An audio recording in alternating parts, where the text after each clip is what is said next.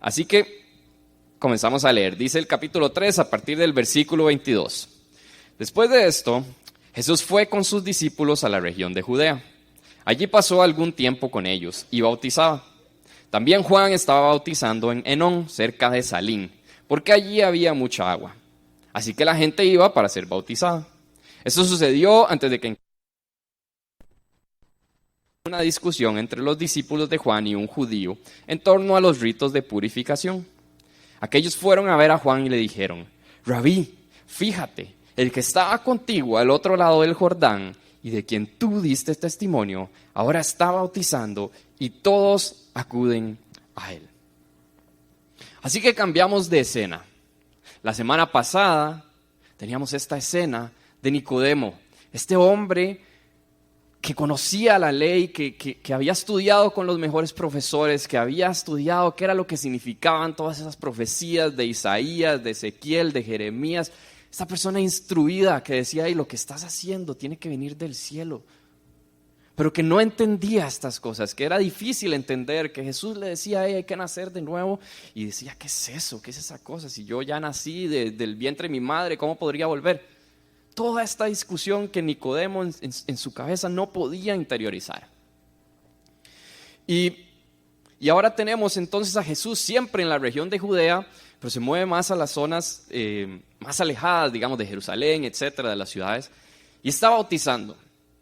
Y vamos a ver la próxima semana, dice el versículo 2 del capítulo 4, que en realidad no era Jesús quien estaba bautizando, sino sus discípulos. Pero ahí están Jesús y sus discípulos bautizando. Y está Juan el Bautista también bautizando.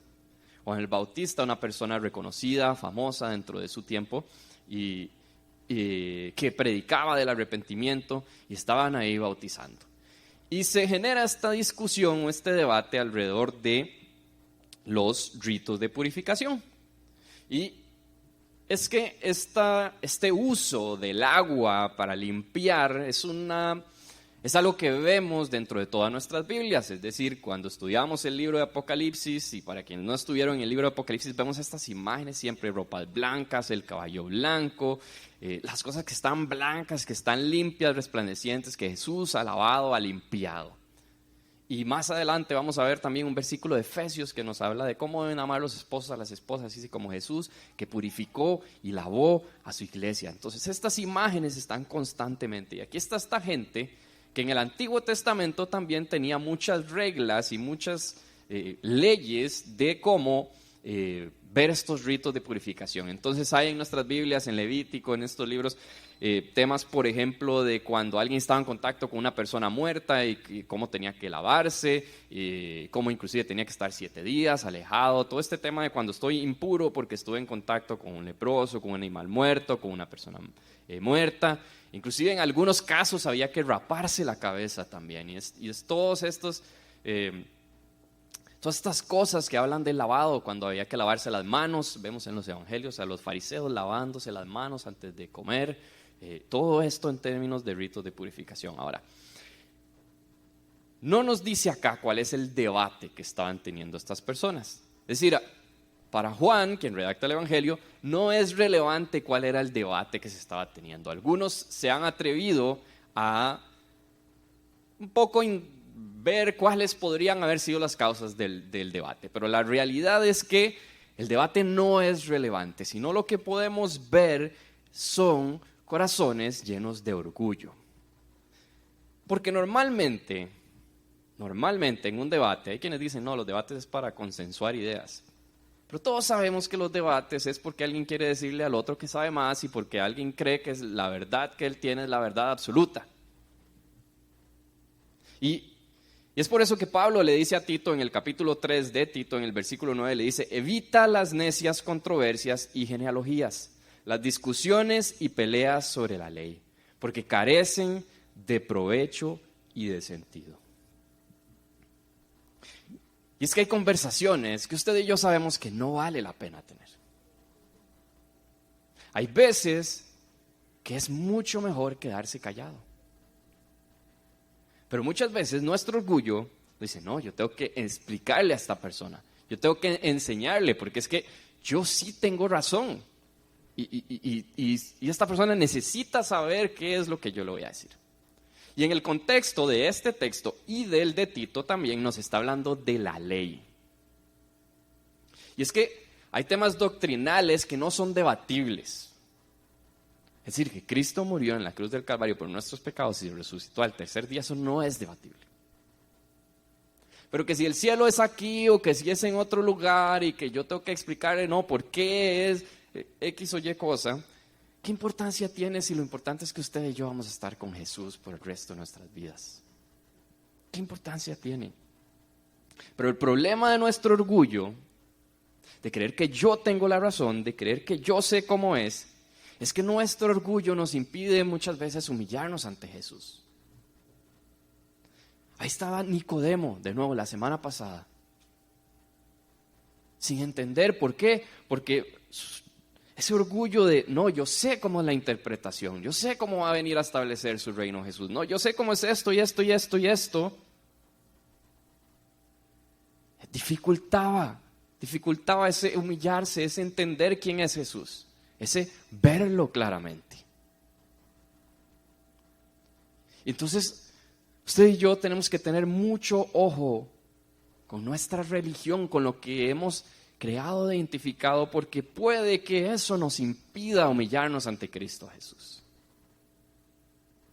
Y después de la discusión se van donde Juan y básicamente le dicen, hey Juan, todo el mundo se está yendo con Jesús, estamos perdiendo fama, y no lo dicen como, hey, gloria a Dios por eso, sino que lo dicen con preocupación. Juan, ¿qué vamos a hacer? La gente se está yendo. ¿Qué hacemos?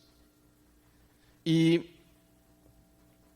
quisiera que nos pusiéramos un momento en los zapatos de Juan el Bautista, es decir, de quién es esta persona y cómo vive esta persona. Es decir, es la voz que clama en el desierto, dice el capítulo 1, como veíamos cuando empezamos a estudiar el Evangelio de Juan. Es decir, es esta persona que es famosa dentro de su tiempo y su contexto, es una persona que la gente sigue, que la gente quiere escuchar qué es lo que dice Juan el Bautista, que la gente quiere estar cerca de él, que los mismos líderes religiosos del momento venían y decían, hey, ¿qué es lo que este tiene que decir? Hey, ¿quién sos? ¿Sos Elías? Lo veíamos también en el capítulo 1. Una persona que recibía mucha atención. Y es que, ahí es donde yo digo, o sea, no era cualquier Daniel González, digamos, era Juan el Bautista, famoso.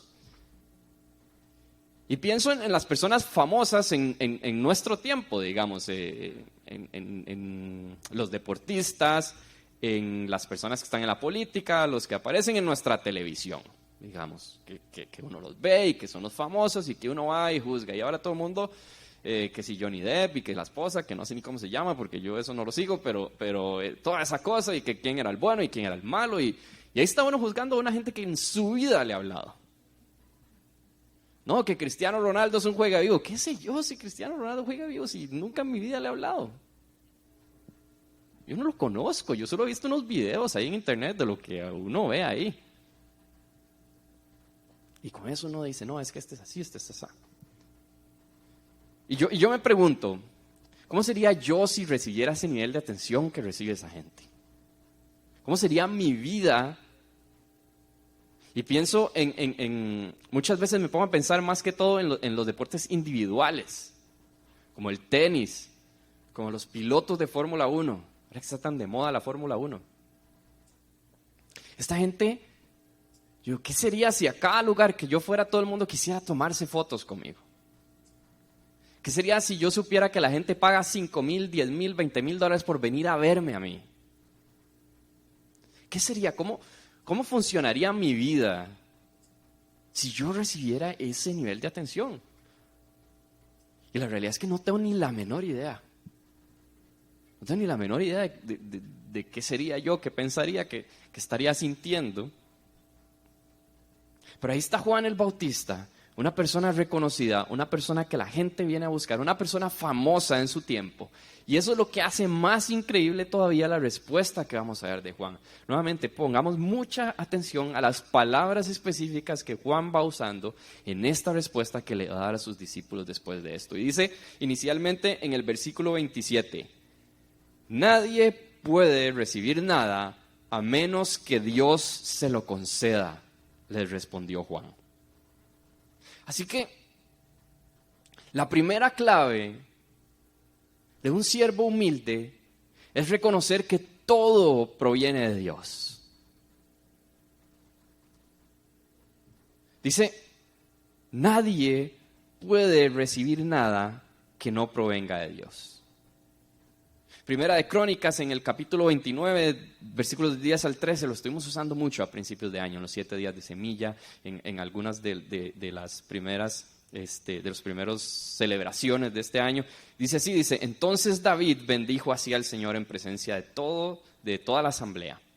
Bendito seas, Señor, Dios de nuestro Padre Israel, desde siempre y para siempre. Tuyos son, Señor, la grandeza y el poder, la gloria, la victoria y la majestad. Tuyo es todo cuanto hay en el cielo y en la tierra. Tuyo también es el reino y tú estás por encima de todo. Tuyo es todo cuanto hay en el cielo y en la tierra. Eso ya lo leí, pero está bueno repasarlo. Tuyo también es el reino y tú estás por encima de todo. De ti proceden la riqueza y el honor. Tú lo gobiernas todo. En tus manos están la fuerza y el poder, y eres tú quien engrandece y fortalece a todos. Por eso, Dios nuestro, te damos gracias y a tu glorioso nombre tributamos alabanzas. Y es que esto tiene que cambiar por completo la forma en la que usted y yo vemos la vida. Es decir, no hay manera de que yo pueda ser humilde si yo no primero entiendo que todo proviene de Dios. Porque ¿sabe qué es lo que pasa cuando yo digo todo lo que tengo, todo proviene del Señor?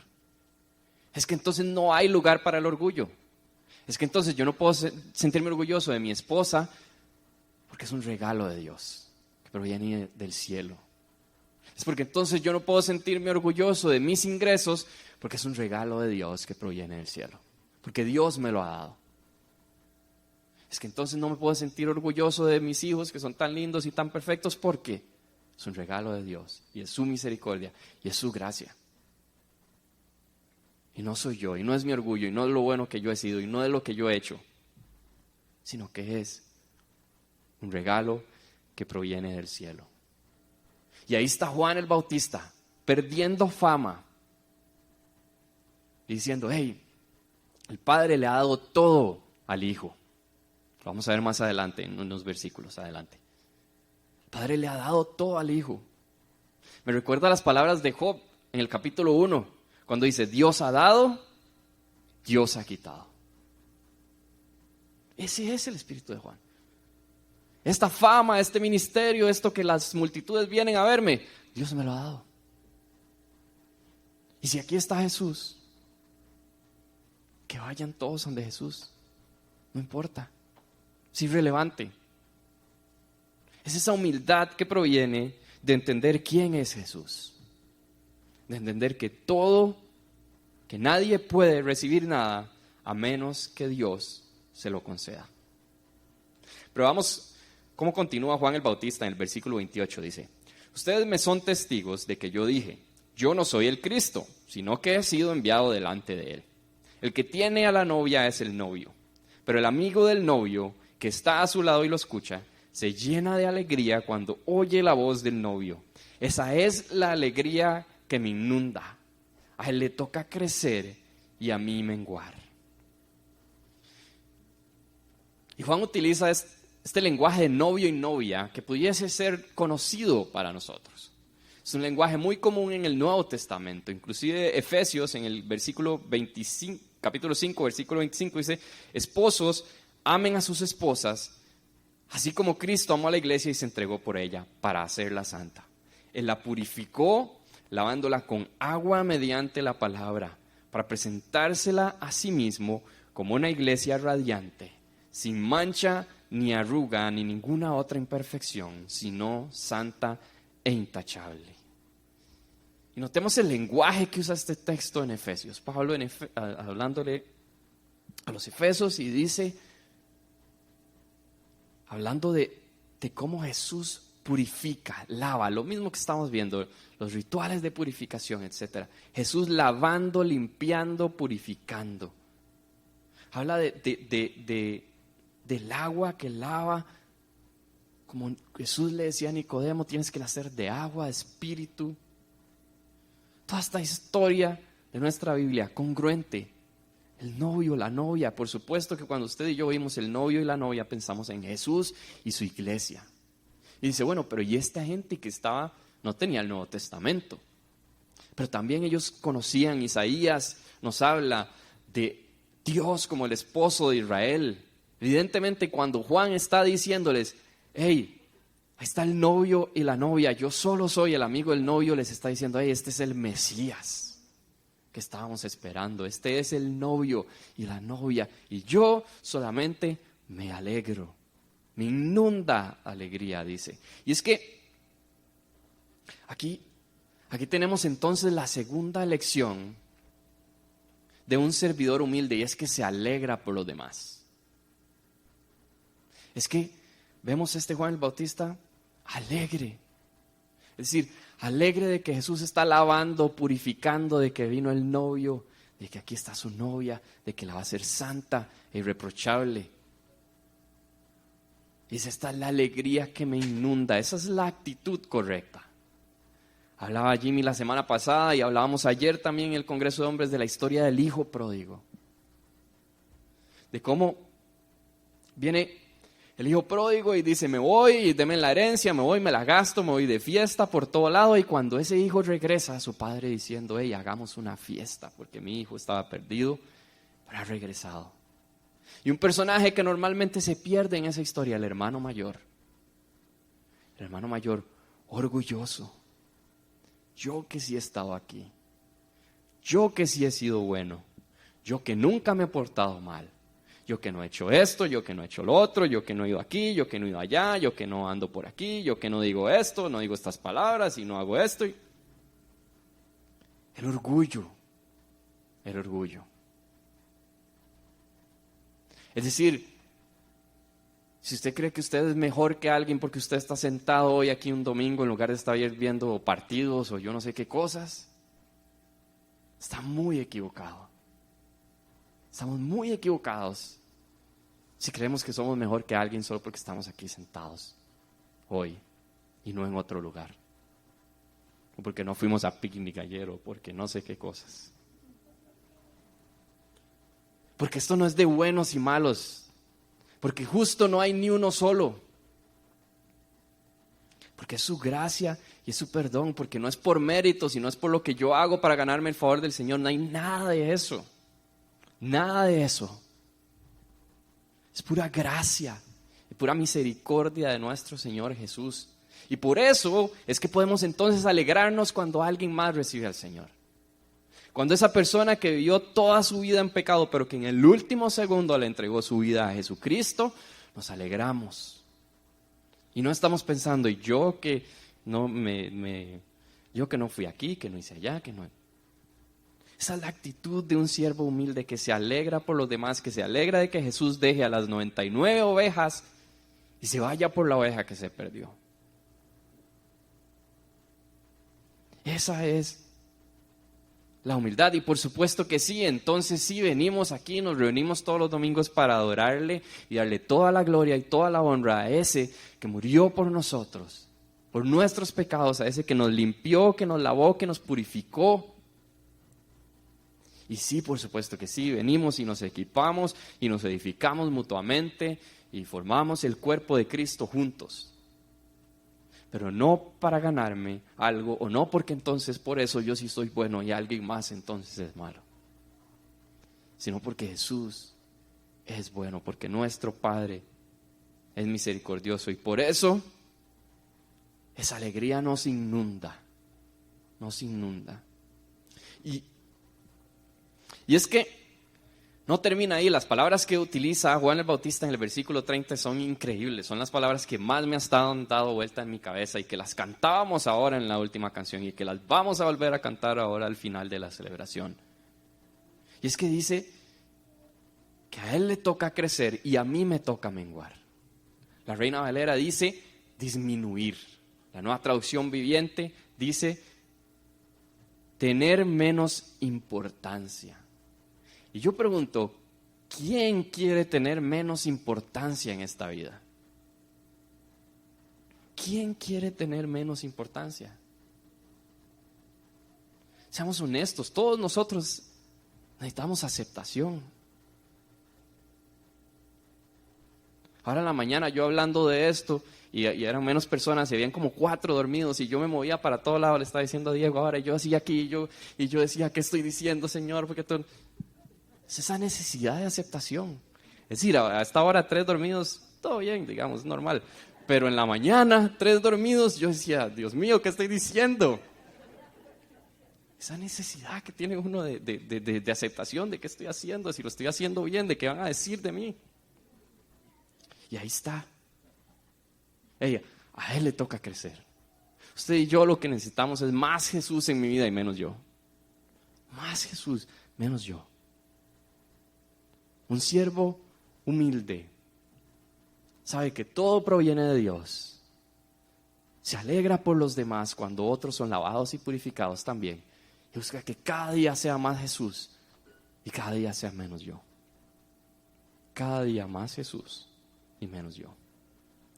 Versículo 31 dice: el que viene de arriba está por encima de todos. El que es de la tierra es terrenal y de lo terrenal habla. El que viene del cielo está por encima de todos y da testimonio de lo que ha visto y oído. Pero nadie recibe su testimonio. El que lo recibe certifica que Dios es veraz.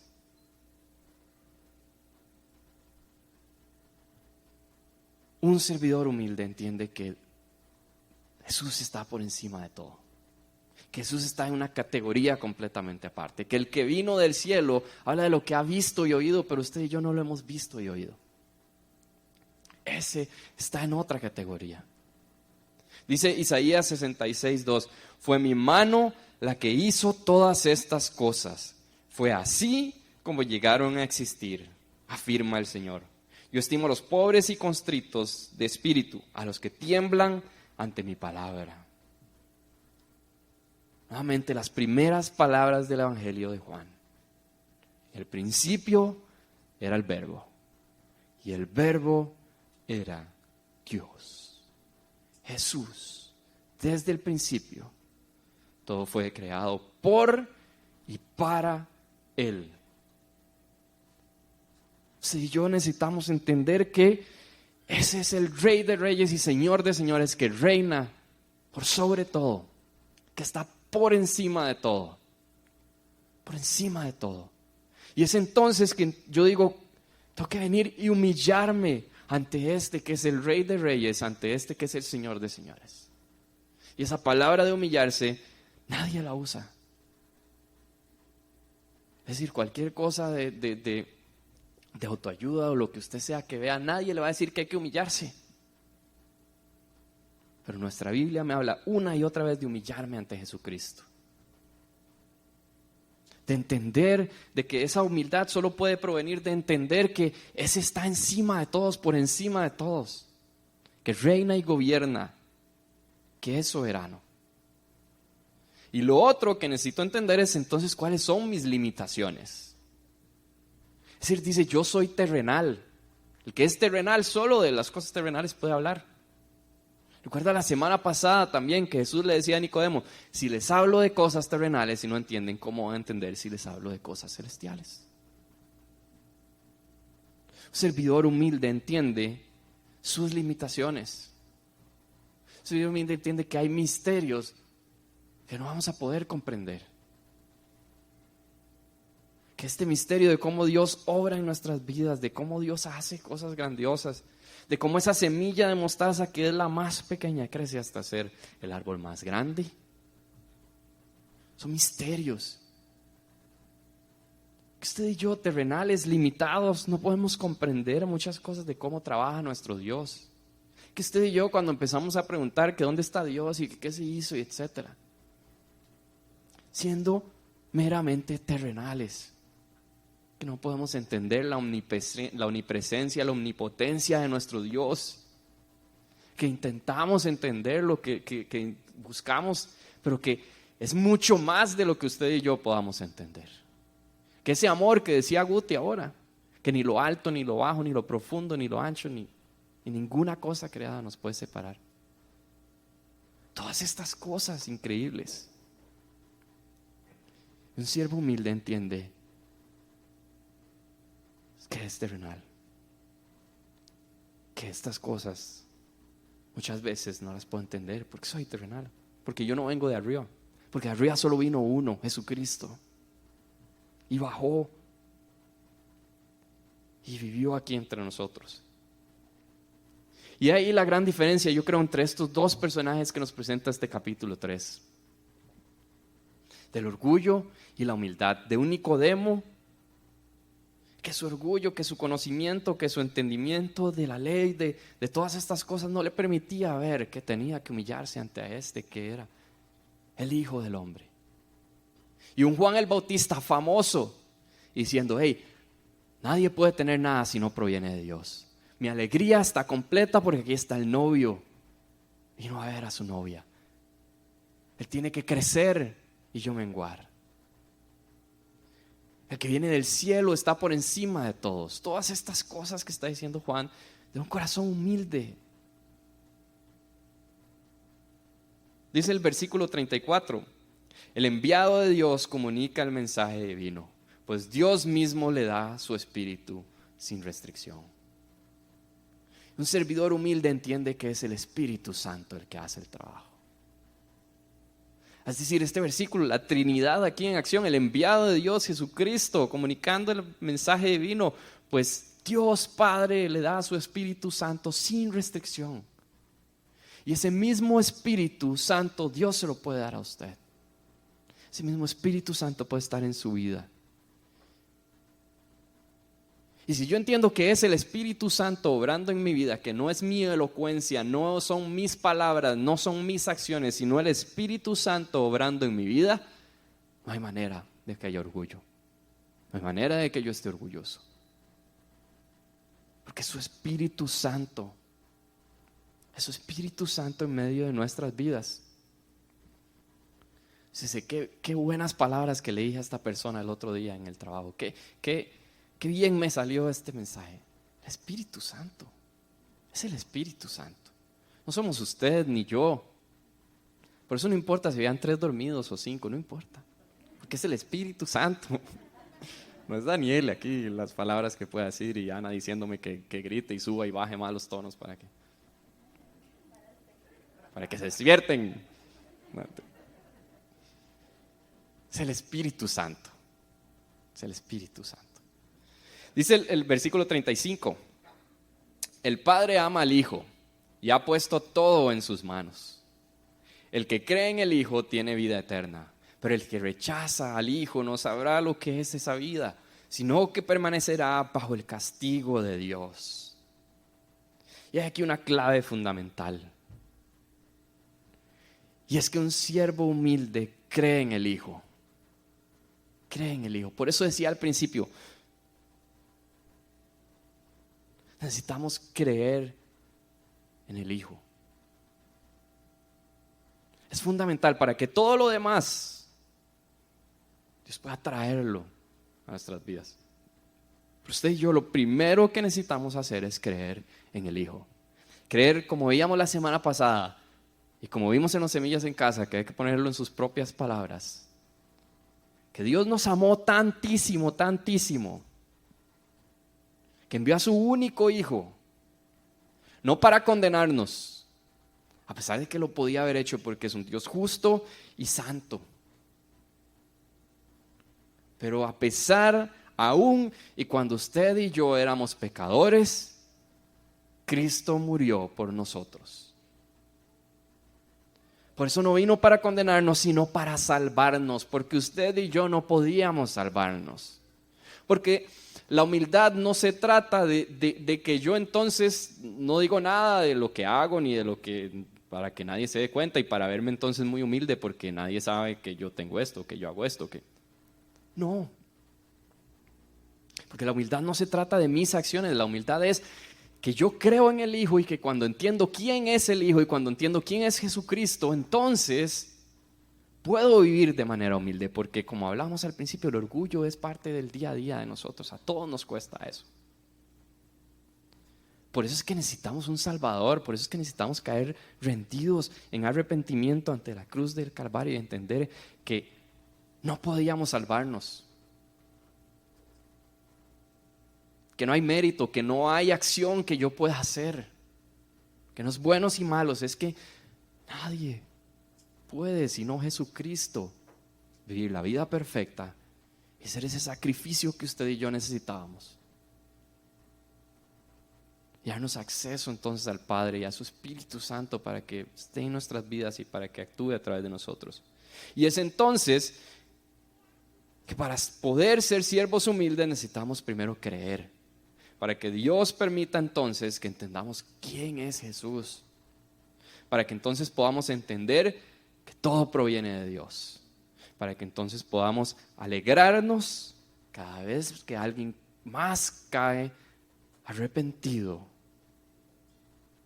para que pueda ser cada día más Cristo y menos yo, para que yo pueda entender que el Hijo vino del cielo, que está por encima de todo y que yo solamente soy terrenal, pecador, para que podamos entender y podamos ser llenos de su Espíritu Santo y entender que es su Espíritu en nosotros haciendo la obra. Y entonces no hay nada de qué jactarnos. No hay orgullo. No hay.